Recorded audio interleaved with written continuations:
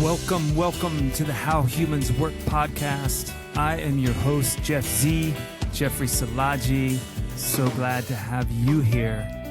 Season 1 is afoot, and we are kicking it off by exploring not just human nature, but particularly the facet of fathers and fathering, the impact and the influence they have on the lives of my guests. Hold tight, stay tuned, and listen in because we are about to journey into a series of conversations. It is incredible. Let's get into it. Let's get started. Here we go.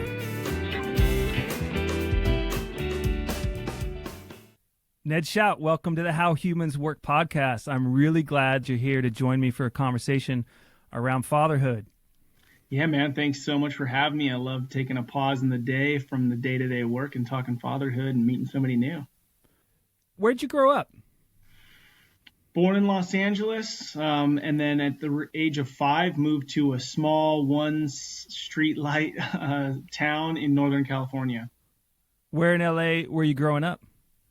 Santa Monica, kind of the heart of it. And then your parents brought you up to NorCal?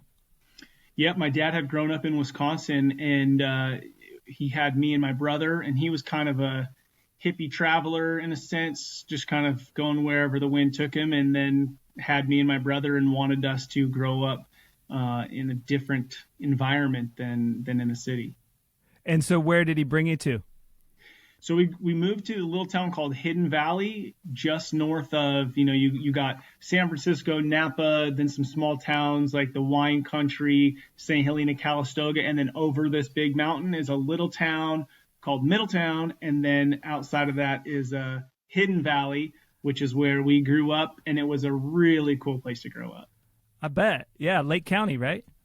Exactly. Yep. Yeah. I went to Sonoma State. I studied there. Okay. Before I became an acupuncturist, I did massage in Calistoga on the weekends while I was going to Sonoma State. Yeah, that's the spot for that kind of stuff for sure.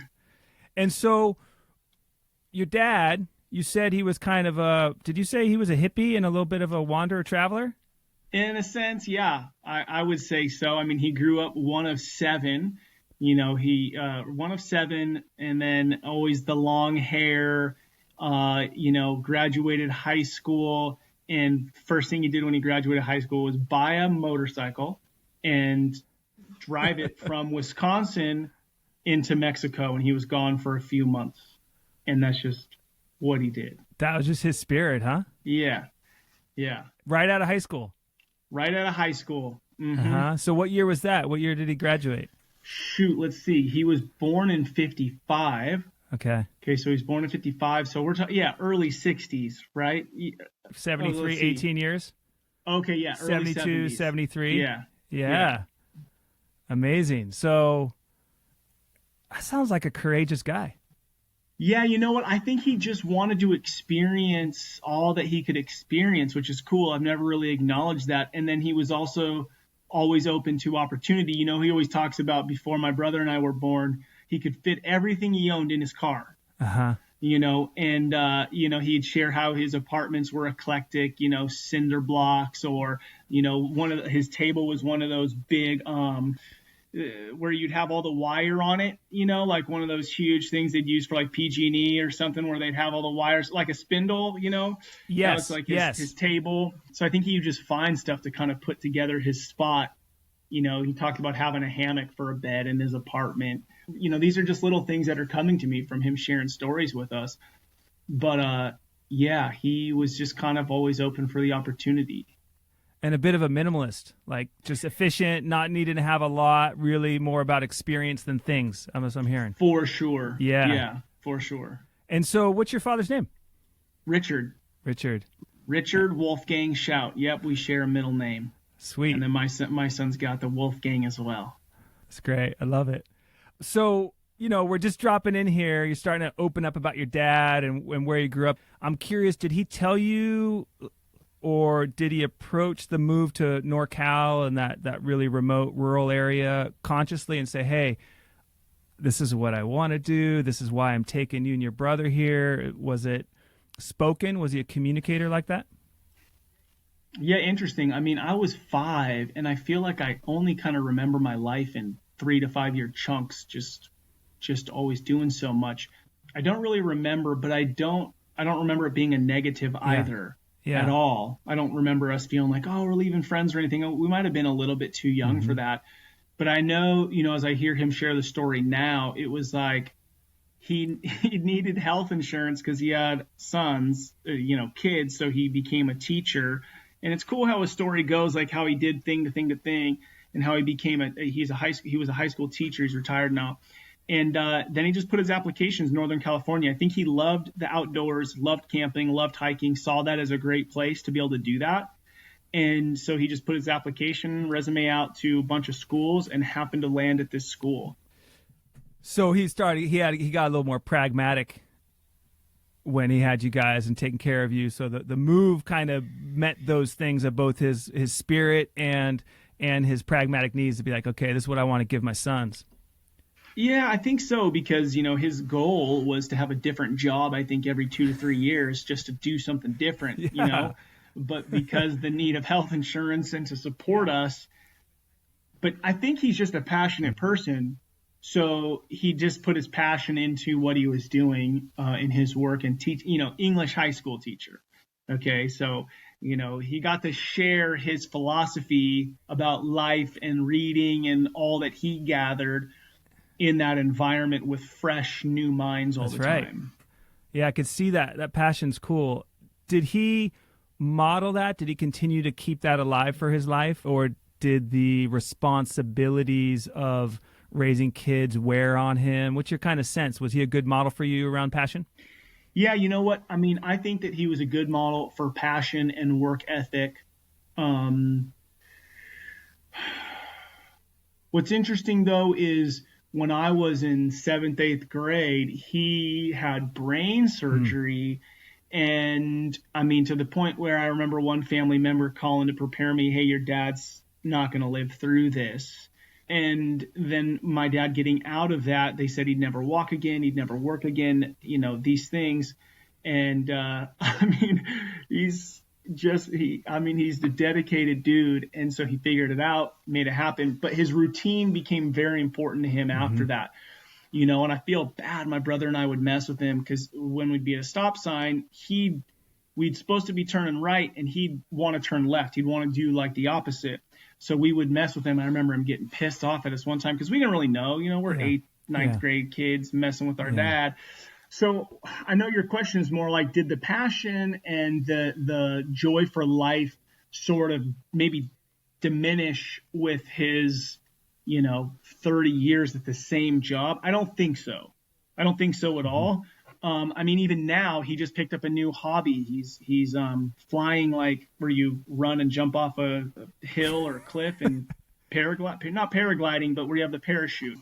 And so, I would say that no, his passion didn't die, but he did have to adapt to just life circumstances, especially with the brain surgery. Just to be clear, I mean, the brain surgery is an interesting transition or encounter with life, but you're telling me right now your dad's 65 and he's just picked up paragliding? Paragliding, yep. Yep, and he's all excited. He got his got his chute delivered from some country, and so he still has passion and is still pursuing those things. 65. He's probably in better shape than me. I mean, the last couple of years he's been doing Tai Chi. Yeah. So then I think I wouldn't say he would say that he mastered it, but he's teaching classes and stuff, and then found something new to kind of revive what gets him up every day. That's awesome. I love that. So is he still in Lake County, your pops?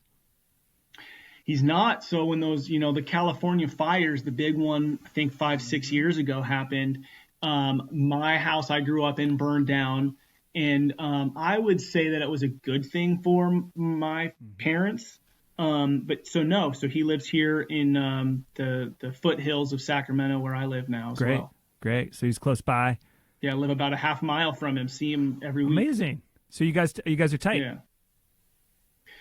Yeah. I mean, he's in his routine, I'm in my routine, but we see each other every week, have a beer together. And then, a couple times a year we'll go backpacking together or something. So we are tight. And it's been cool because in writing the book, and then I'm working on another project right now that has to do with writing. I feel like we've even gotten tighter because he's a writer and English is important to him. Yeah. And where do you guys go backpacking? So just up in Tahoe, we'll go up to Carr and Feely Lakes is where we've been, but I think we'd like to plan something a little bit, a little bit more adventurous, not just a couple days in, couple days out. Yeah. So one of my ongoing questions in this season is really starting to look at different fathering strategies, and I'm curious, what was your dad's strategy, and how did he invest in you? I'm hearing outdoors. I'm hearing opportunity for adventure. I'm hearing modeling passion. What else would you say were ways your dad met your needs, found your spirit, brought you into a greater sense of the world? Like, how would you answer that? Yeah, it's a really good question. And I like that I didn't really prep for the question. When I think about it, it's really, I'm kind of in a dynamic relationship with my parents. My mom took us to church every Sunday, very, very straight and narrow as far as like the way of life. And my dad, I would say in a lot of ways is polar opposite to the way that you get there. So he wasn't at church with us on Sunday. So the reason I bring this up is I think that my mom had a huge influence, especially on me, in like, this is the right way. And my dad was very much, here are experiences, here are stories. And I don't want to say go figure it out yourself, but he lived more by example than telling us what was right and wrong. In most instances now, there's a story that I remember of me flipping my mom off when my dad wasn't looking, or when she wasn't looking, right? I was pissed off at my mom about something. I'm standing in the bathroom. I go to flip her off just for some like 15-year-old internal like release of my rebellion. And as soon as I put the middle finger up, my dad just happens to walk right in the hallway and sees me. And very calmly and swiftly, he had me up against the wall in a loving way, but a stern way. You won't disrespect my wife or your mom that way. So I think that he was present when it really mattered in those moments. Like, I mean, that's a moment that I remember, right? And it wasn't like it happened every day to where it didn't have meaning. What was his strategy for investing in you as a son? I think that because of his outlook on life and about his desire to experience life, and I would say my mom's kind of like hyper parenting on what was the right way, I think that he really wanted us to experience life and know that he was a constant there. So I don't want to say that he was hands off, but he led by experience. Like, one, us seeing him as an example. When I say us, I mean my brother and I. But then two, giving us opportunity to go outside. The most, I think of is going when it's raining outside and going and making dams and ditches in the puddles and collecting worms in the puddles and not taking life too serious and playing outside. I mean, as a high school teacher, he had every summer off, and it was, let's get in the Volvo and let's travel the United States for a month. Let's go to the national parks. So for him, I feel like it was less, I feel like, yes, I got spanked as a kid, and yes, I got in trouble as a kid, but I don't remember that being a primary thing. I feel like he let us experience life, know that he was constant and there, and then exposed us to the outdoors and gave us a ton of freedom, So it's like, I think that part of his job was he moved us to a town where, this is pre-cell phones, right? I'm 37. So this is pre-cell phones. We're, between the ages of 14 and 18, we had BMX bikes, and we would leave at, 9 a.m. in the morning. and we would go off all day. We might be at the lake, we might be at the river, we might have to check in at a payphone or something, but that was more like my mom wanting to know where we were. And so I think he thought, I'm going to provide them a space to go be outside and live. I mean, we weren't big video gamers. We weren't big inside. He'd also expose us to a lot of, interesting movies like all the Beatles movies and the Marx Brothers and, foreign films. I'm just kind of like, as I'm thinking about it, I don't pause and think of all the things my dad did, but I mean, that's a lot of stuff that he just wanted us to see the world and experience it. And I think in a lot of ways, because my mom was very much like, this is the way, which has been great and foundational for me, is I think that he didn't want to be another voice telling us what was right and wrong, and wanted us to be able to kind of decipher that on our own. What about when you came of age, when you became an adolescent and you started to, practice your decision making, if you can call it that, at 13 and 15 and 17, and making good choices, making bad choices, or you started to see the world perhaps differently than your father?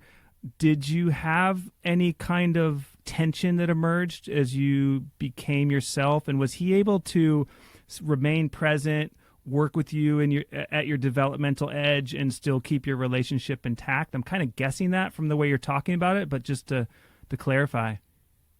Yeah, what's interesting is I feel like once that age hit, he had a brain surgery and was very much in his routine. My mom was very strict on where she wanted me to go to school. So I didn't go to my dad's high school. I went to a private Seventh-day Adventist high school. We weren't Seventh-day Adventists. We were more kind of your traditional Christian, but went to like even a more strict high school. So in some instances, I feel like when it came to the education and it came to what I was going to be doing for sports in high school, I kind of feel like he was a little bit hands off, and I don't know if that was due to the brain injury or if it was due to anything of him feeling like maybe the church stole us from him in a sense. Were you pretty strong in your religious beliefs? Very, very. So were you going to school in Angwin? Angwin, yeah. Yep. Yeah, I had a girlfriend who was from Angwin there. Yeah. Yeah, so we would commute there every day. It's a beautiful drive, though. That's a beautiful drive. That back roads there.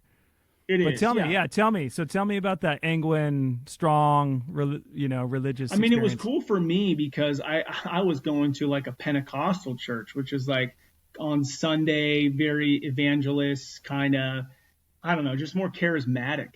And Angwin Seventh-day Adventist, it's like, church starts on Friday afternoon. We don't eat meat. We don't drink. You go to church on Saturday. That's the right day. So it was cool for me because I was actually able to learn to defend my beliefs a bit, and like what I thought about how it all worked. So I fit in fine, but it was cool. And I had good Bible class teachers where I was able to kind of challenge and go, well, I don't think it's that way. This is my opinion. So that was cool for me. But as far as in between me and my dad's relationship, I feel that it was a barrier. I feel like it was a barrier, and that as an adult, it just in the last like 5 to 7 years, as I've become less strict, or I should say less religious about my faith, I feel like our relationship has grown because now it's like we're sharing books and we're into some of the same things. And so I feel like our relationship has grown. Yeah, I mean, it's I'm picturing it. I'm starting to get a feel for it. I'm curious about it. So when you're coming of age, you're in a stronger religious discipline, more devout context, and your dad doesn't roll that way. So he kind of cedes space. Is that what you're saying? He kind of lets that be the flow of the family and doesn't interrupt it? I think so. I think so. I think that he got really into his work. I think that he got really into his routine.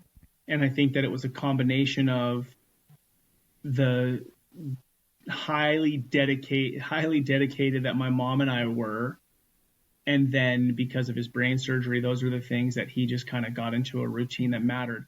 Now, I wouldn't say that he wasn't present. I mean, it was still like summertime, we did the camping trips, the hikes. You know, it was still very much like as a family, we still did stuff because my mom and dad, as different as they are, they connect a ton over family, food, and being outside. So it's like, if I were to say, I mean, this is not what you're asking me, but my father's greatest impact to me is showing me that it's possible to be married. It's possible to go through life dedicated to something that may not look exactly like you thought it was going to. Like he always says, you don't marry a person, you marry an idea.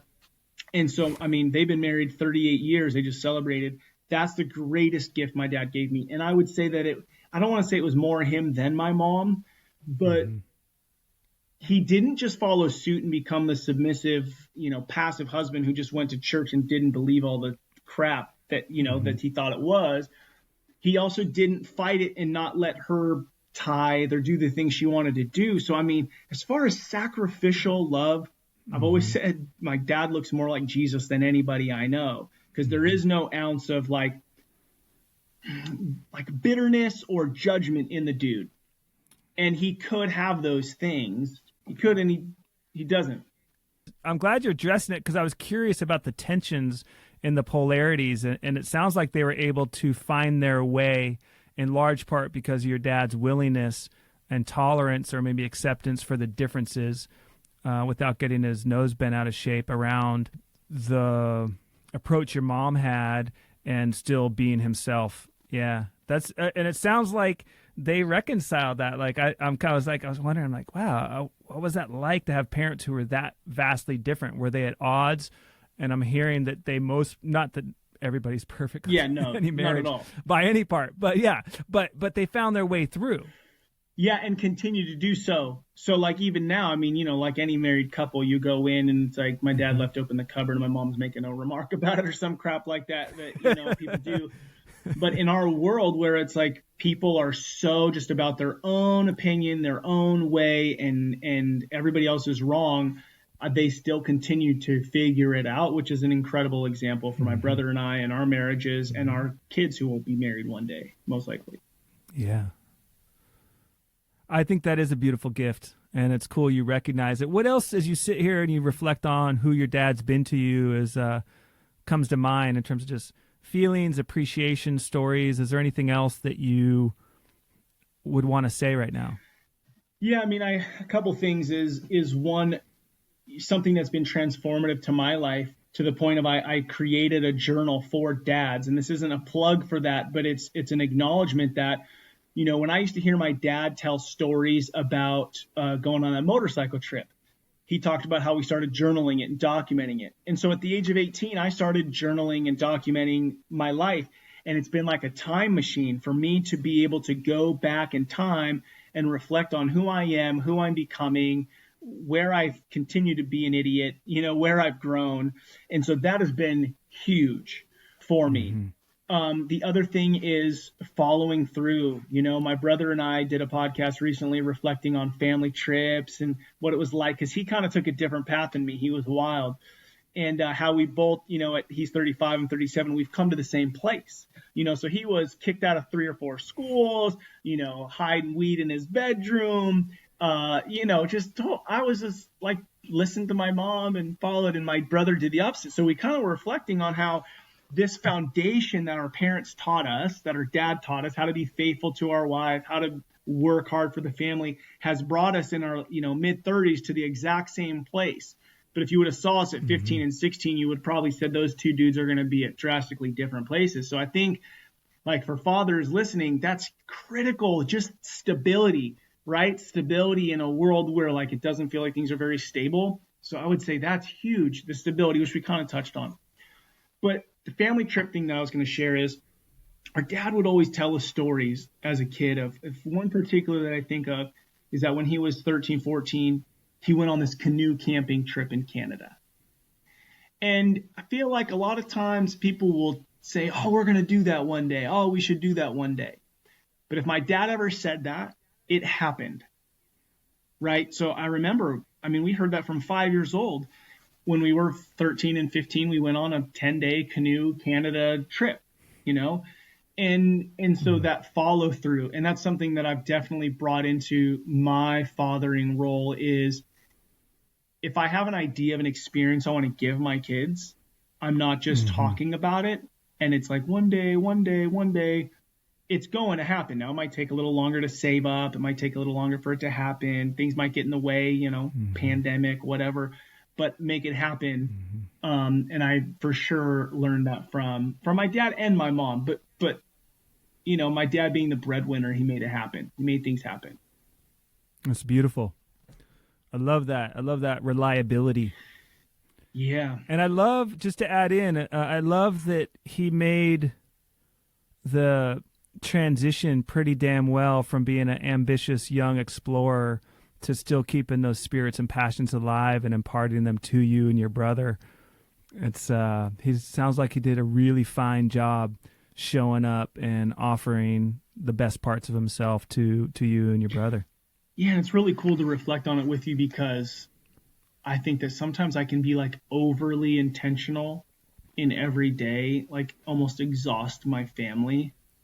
Like every moment's a learning moment kind of thing. And sometimes it's like you just got to be yourself. And as I'm reflecting on how my dad was, it definitely wasn't like he didn't have an answer for everything. He probably did, but he refrained from it, I think.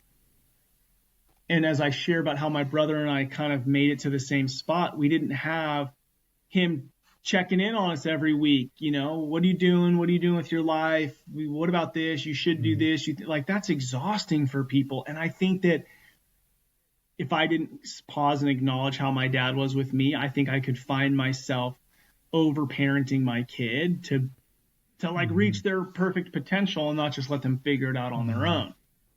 I mean, what I hear there, Ned, is more of your individuation patterns have to come through your mom than your dad. Like your dad gave you a lot of room for your autonomy and your self-development, and the loving but strong instruction from your mom is still something you're still finding your way through of individuating from that style or that strategy. For sure, because it's like it's ingrained in me that there's a right way to do things.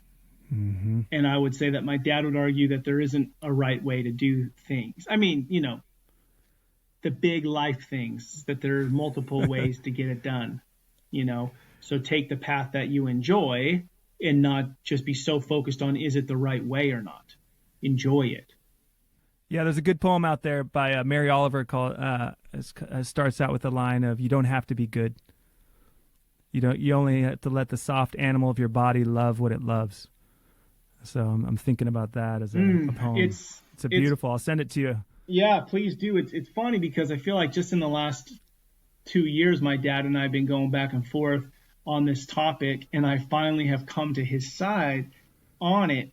And, I'm Mr. like personal development, grow, and would use terms like better and best. And he's been challenging me on the words better and best.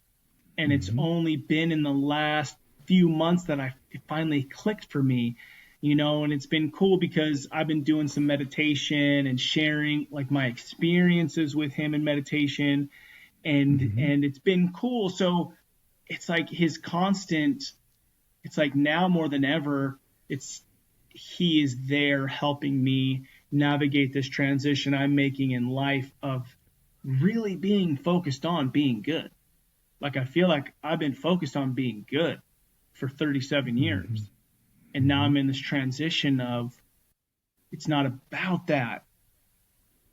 And he's been the one that's been there to go to and share what I'm experiencing, and not necessarily having answers, but having input into it.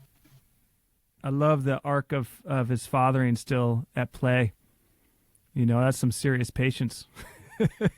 Yeah, no doubt. You're giving it a lot of time to find that moment.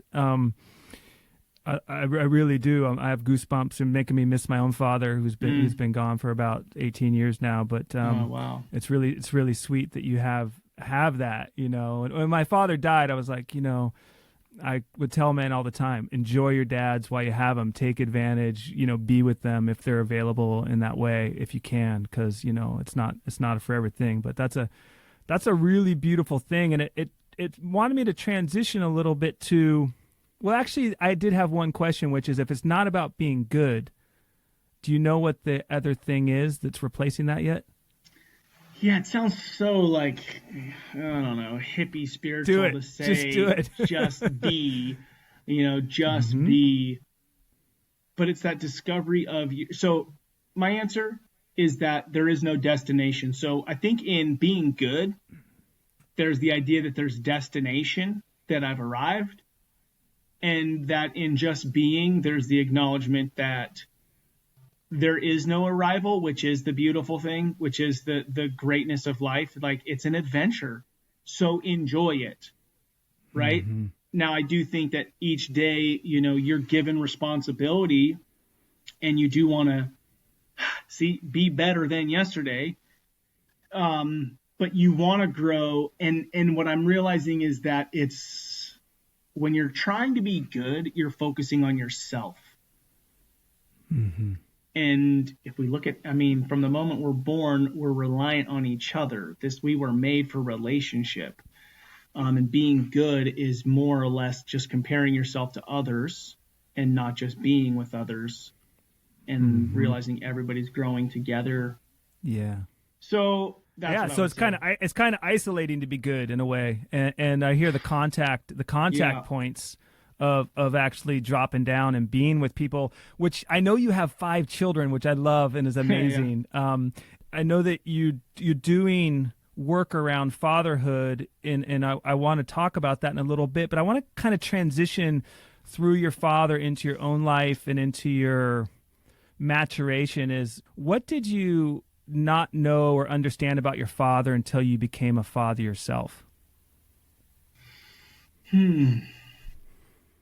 I'll tell you mine just to keep the flow going. I could finally understand why my dad was frustrated. I could see my dad had a lot of frustrations. I had 3 brothers. There was 4 of us. And we had a lot of energy, and there was a lot going on, which I've talked about in other episodes, so I'm not going to repeat it now. But the sense of futility and feeling like I didn't have my power when I wanted it, and how I felt frustrated by systems I couldn't, things going on in the family that I couldn't control. I was like, oh, okay, that's what my dad was frustrated about. I understood his condition. And so it helped me get closer to what I felt was his anger, and for him. And I was able to find that through his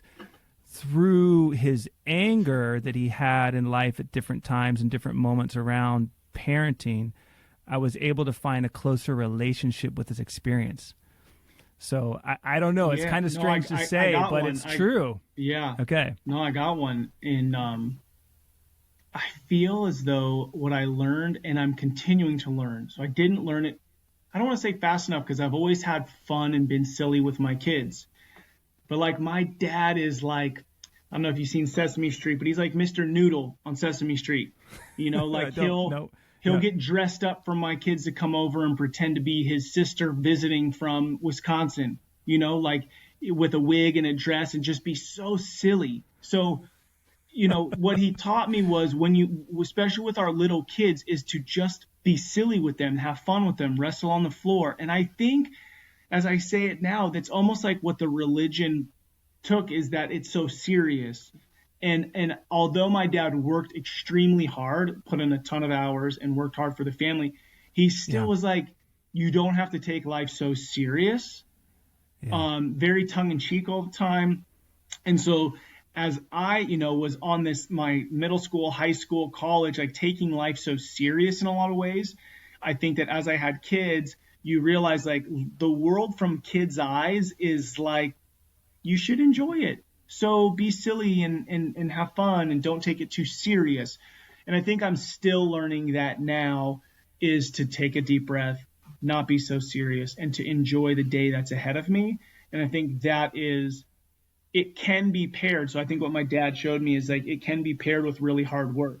So just learning to transition from, okay, work time's over. Now just go be silly and enjoy all that you did. We all have our own set of lessons we're working with. So I acknowledge and appreciate and admire that particular one as being really important for you. I probably coming more from the other way of needing to like grow up. I've always been comfortable with the playful side of myself, and particularly with children. Like I've had a strong affinity for kids, but my kids want me to joke less sometimes. In fact, I had to go through this thing where I was like, I felt like I was like deceiving my kids because I would joke with them about things that weren't true. And it kind of bothered me. It was like, why am I doing this? And what I realized, aside from whatever else, I just like, just it's good to be straight too and not always be trickster, right, was I was actually training them to detect lies. Like I wasn't conscious that I was doing that as a father, but I was giving them challenges to see if they could figure it out and if they could recognize it. I think I exhausted them a little bit with it. And there was probably some immaturity going on in there as well. But I think underneath that was a hidden training around detecting truth and not truth. And that was helpful for me to see, like, why am I playing this energy out? And I once I got clear, I was able to do it more clearly and not unconsciously. I want to go to you a little bit more, and I'm curious about your life more, and I really love what you've what you've shared with us, me and my listeners, around your journey with your father and what a incredible arc you have with your father. I've had a lot of different stories, and some have been really painful, and some have been really wonderful, and everything in between. Yeah. I know for sure there's no perfect father, but you've got a book out, you've got a journal out, you've got a podcast, Field Notes for Fathering. I think I said that right, or Fatherhood Field Notes. Yeah. That you've done so much in this field, and you're doing your own work around it. How did you get there? How did you come to this becoming such a paramount purpose in your life? And then what are some of the things that you've learned, that you've received from others, or that you've now come to that you didn't have before, that you would offer on this conversation around why fathers matter? Yeah, love it. Oh man. Well, from the age of 18, I thought that I was going to open a youth center, and that was my life's purpose, and it was on that path of, okay, grew up in church. I was a youth pastor, and my goal was to create a youth center the world had never seen. It was going to be different. It was going to be creative, which is definitely down my path. And in 2015, it was all about to happen. I mean, the stars had aligned. I had this 36,000 square foot skateboard park indoor. It was being handed to me, and it was all coming together. And then all of a sudden it wasn't. It was dead and gone. And, my wife would say that during all those years, I was a good dad and fun and engaged with the kids, but my best energy and creativity and time was definitely going to like building this thing. And so that year I was just confronted with like, okay, as a man, I want to feel valued, needed, loved, respected, like I'm leaving a mark on this earth. And if that's not going to come from this thing I've been working on my whole life, where's it going to come? And through a lot of self-reflection, reading my journals, long walks on the beach, I realized that those feelings, those desires that I had were right in front of me in my home, and that my primary purpose on this planet was to be a father. And those were my youth. That was my youth group. That was my purpose. And I was so. When you say that was your youth group, you mean your kids? My kids. Yeah, exactly. Yeah. And when all that stuff fell apart, I mean, I realized my intentionality level and my fun and games and everything with my kids just skyrocketed in its perfect ages. I mean, this was 5 years ago. So my oldest would have been, she's just turned 15. So she would have been 10. So I would have had a 10-year-old, an 8-year-old, 2 7-year-olds, and a 5-year-old when I kind of had that discovery. I'm not saying this to like pat myself, but I was an engaged dad. I just didn't give them my best. And so, and my day job is I sell insurance, and that is not sexy. It is kind of whatever. And I realize there's a bunch of stuff with me, like my identity, my ego, my pride, which are all things that I'm still working through. I still have my insurance business, and that really what mattered was in my home. And so I was like, man, how many men are being tricked that their career and their hobbies should be the thing that fills their identity? And so I wrote a book, Rebel and Create. Rebel against the status quo, rebel against the idea that the adventure of your life is out there somewhere else, and then create the life that desires everything inside your home, inside your family. So that's my self-discovery, basically. And so that just kind of sent me on this path of like talking about fatherhood. And so it is not parenting. I am not talking about parenting. I am talking about fathers knowing who they are and how important their role is. And regardless of their story, if they had a great dad or a crap dad, that it's already ingrained in their DNA to be the guy that their kids need. They just have to freaking accept it, look in the mirror. They might have to go get some skills to be that dude, but they have what it takes. So that's like, it's my own journey of discovering that every day and then just trying to help others do the same thing. I love it. I mean, I think, well, I can relate, you know, the ambitious part of my life that feels like it needs to become more, be better, as you said, you know, Yeah. be stronger, be more influential, be more important. And I've been working a lot with my own way of it. I call it the small self or the small soul, accepting these really not very big places inside myself. You know, like, oh, I'm just here. Like, I'm not anything more than I am right here, right now in this moment. But with that, and I think I hear you saying the same thing, comes the opportunity to be present to life, and you get this rich, nuanced tapestry of connection that is more available by being present with what's right here, right now, including one's own children. And yeah, that's awesome. So you do this, you write this book, Rebel and Create. You eventually write a fatherhood legacy journal. I think that's the right title. Is that right? And then you start a podcast and you talk with dozens and dozens of people. And my guess is you're probably coaching people or doing some other kind of work around this. Like, what are you learning now that you've set yourself up to really accept, to focus, and to embrace the small but very important role that you have in this world, and empower other men and bring voice and consciousness to it? What are you learning? What's it like now? Yeah, such a good question. And I think that my answer would have been different 6 months ago.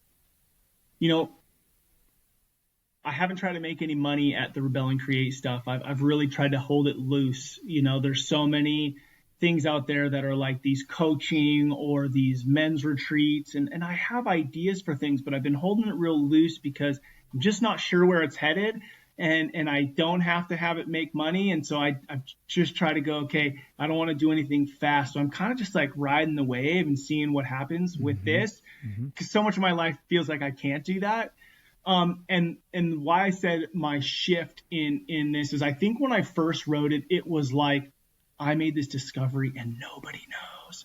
Like, nobody knows about being a great dad.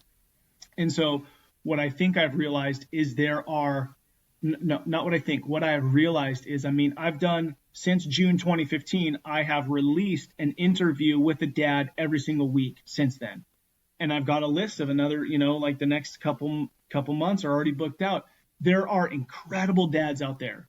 So the idea that everybody's a Homer Simpson or an Al Bundy or total jackass is not real. Now, if you look at the big culture, like, yes, there is a great need for fathers to step into their role, but they're out there. I'm not the only one. And I think that is what I'm doing, is helping uncover, you know, your UPS driver who, you know, is like, wait, that guy is a killer dad, a killer husband, totally invested. His identity isn't what he does for a living. He is incredible. And it's not based on some hobby or some job that makes him incredible. And that's what I'm learning. I'm not the only one out there. There are a ton of guys, and we're just kind of bringing them to the light. Like, dude, there's a bunch of killer dads out there, and we're going to be okay. I didn't know that there was there's a network. You know, there's the National Fatherhood Initiative, and there is all sorts of highly invested people, religious, non-religious, who are invested in men in a way, and invested in a different narrative of men, and it's not on the surface of the culture. I think you're right. I think you digging down a little bit, all of a sudden these gems of people start to emerge. And you're like, wow, that is beaut. Mm-hmm.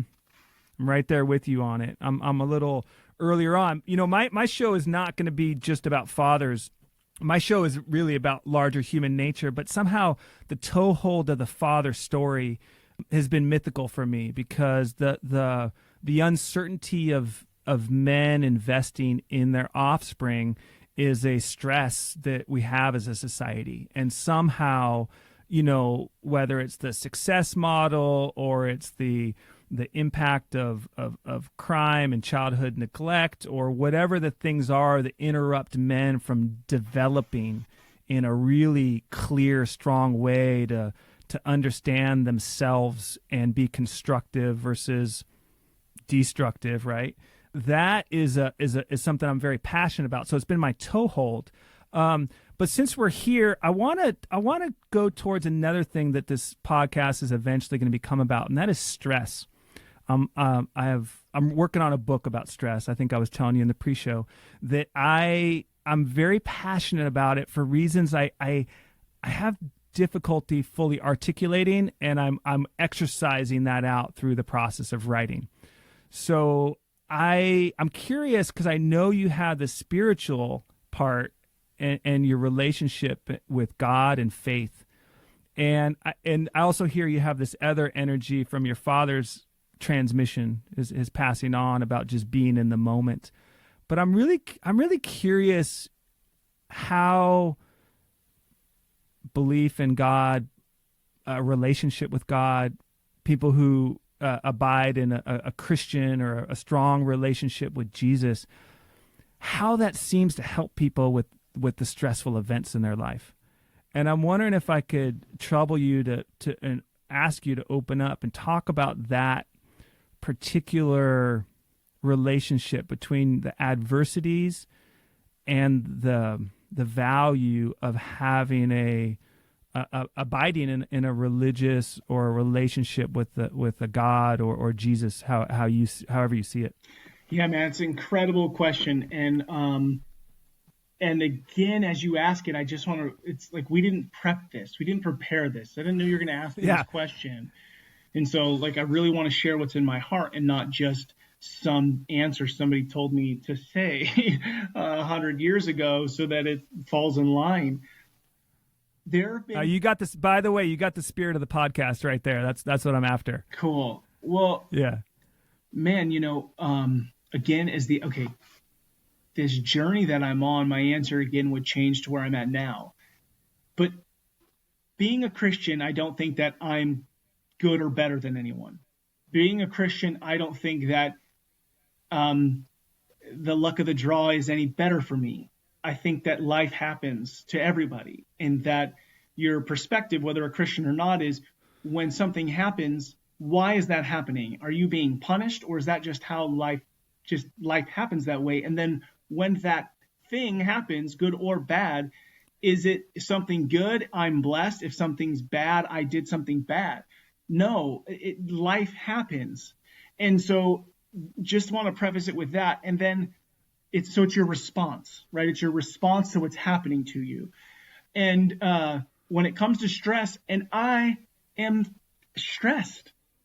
I am stressed a lot of the time. Not a lot of the time. That's inaccurate. I do get stressed, and my kids will even say, "Dad, you're stressed. You got too much on your plate." My problem is that I see all that's possible in the world, and I want to cram it all into one day, 1 week, 1 month, 1 year, 1 lifetime.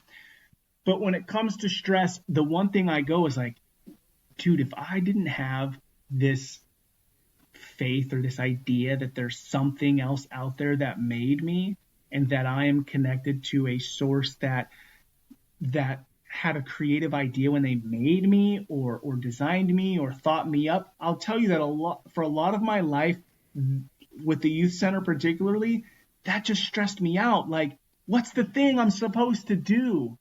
Right? It was stressful. Like God has a there was purpose. there was a kind of a pressure because there was a pressure because you were made by God, like you had to perform something. Yes, like you have to perform. God has a purpose for you, and I could still fall into that. But when I think of my son, when I go back to how I feel about my son, and this is all kind of going somewhere with the stress, and he comes into me and he's like, Dad, should I go ride my skateboard or my scooter?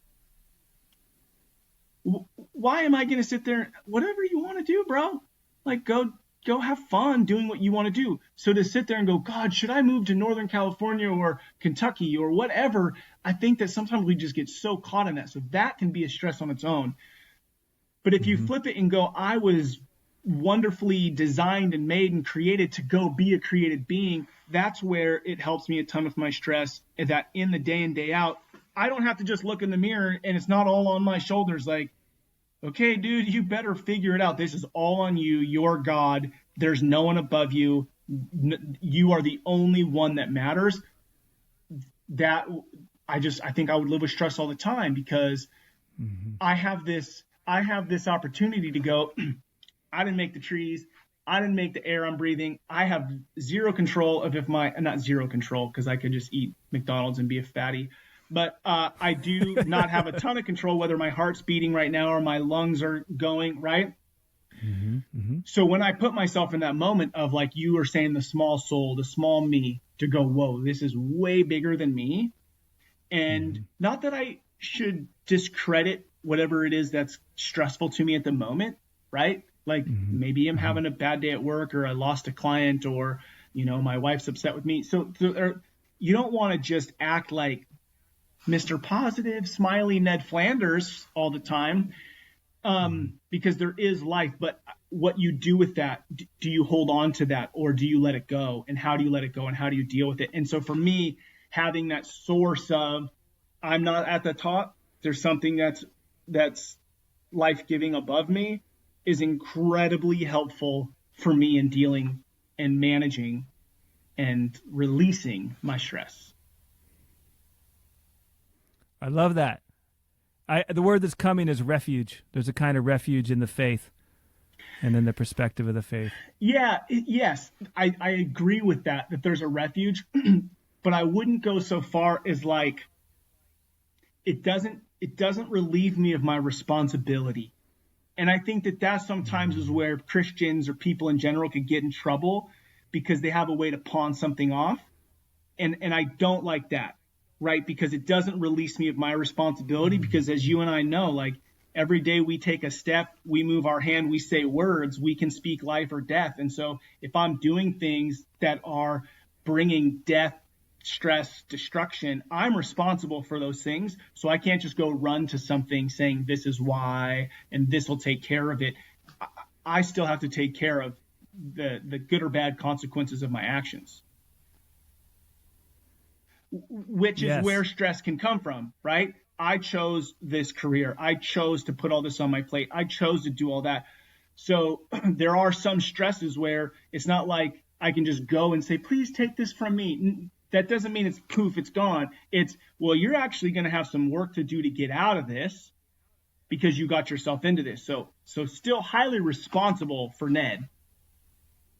With the refuge when you need it. Correct. I mean, the way I look at it is like, stress is pressure. And there's pressures we have with being alive, being a father, being a businessman. And we can't abide solely in the domain of pressure, that we need to find those moments of nirvana, those moments of being pressureless. And we don't get those forever. It's not like, I get to run away. But the deep evolved system, because I come from an evolutionary solution to my stresses, it is to find that. And so my take on it is the creationist, the creative energy of the cosmos, and finding a connection to that, whatever language it is of that source is, Jesus Christ or God, is helpful to the sense of it's all on my nervous system to control the outcomes of things. And so my appreciation for religion is it's been working in assisting people with the pressures of staying alive and of surviving, and giving them that narrative, that myth, that direct experience even of, whoa, okay, there's something else here carrying this moment that I can rest in